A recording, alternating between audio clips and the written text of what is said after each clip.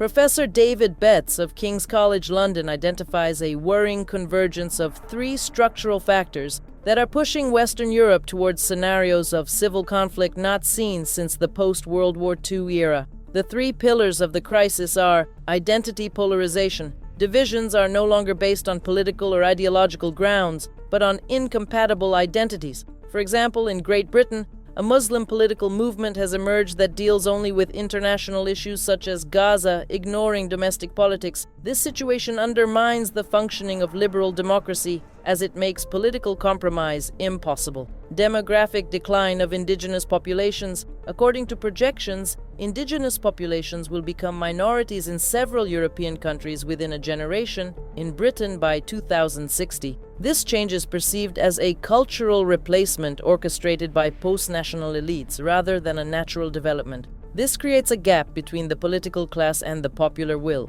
Loss of institutional trust. Politicians, the media, the police, the judiciary, the church, and the health sector have lost widespread public trust. Trust in politicians has fallen to a record low, undermining the ability of the democratic system to resolve conflicts peacefully. According to Betts, there are two possible scenarios: either a nationalist revolt against post-national elites in the form of covert warfare and assassinations, or urban violence between the native population and newcomers. The annual probability of civil conflict is estimated at 4%, while within 5 years it reaches 18.5%. The French case, as a model of crisis France, very clearly reflects the institutional crisis. The Bloquons II campaign brought together extremely opposing forces such as the Rassemblement National and La France Insoumise, winning together 325 out of 577 seats in parliament. The resignation of Prime Minister Bayrou after the shortest mandate in Republican history is a sign of extreme instability. According to the analysis, European politics is strongly influenced by American neoconservative groups and global finance. The change at the head of the World Economic Forum, with BlackRock's Larry Fink replacing Klaus Schwab,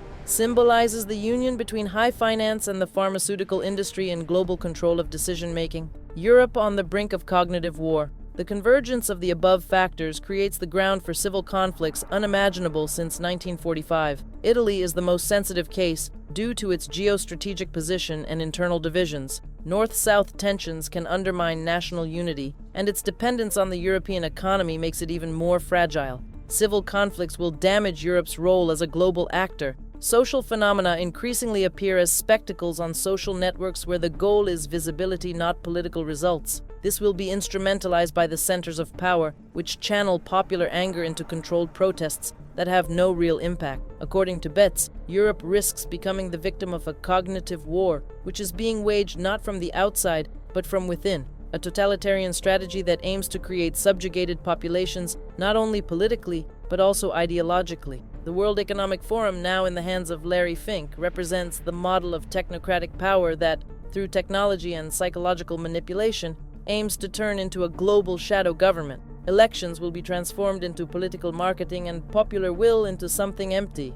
Social media algorithms deepen divisions, giving priority to divisive narratives. Digital societies lose the capacity for critical thought and collective mobilization. Italy clearly illustrates the consequences of this war. Territorial fragmentation deepened by technologies, the collapse of the family as a social structure, and the creation of individuals psychologically dependent on digital platforms. This weakens society's capacity for resistance and autonomy. Security systems are forced to protect societies that no longer have the cultural antibodies to manipulation. In compensation, state surveillance and control are strengthened, creating a cycle where control produces passivity and citizens become dependent on external protection. Conclusion: Western Europe is facing a structural crisis. Identity polarization, the decline of the indigenous population, and a decline in trust in institutions. These, together with the rise of technocratic powers and cognitive warfare strategies, are undermining the foundations of national cohesion and democratic stability.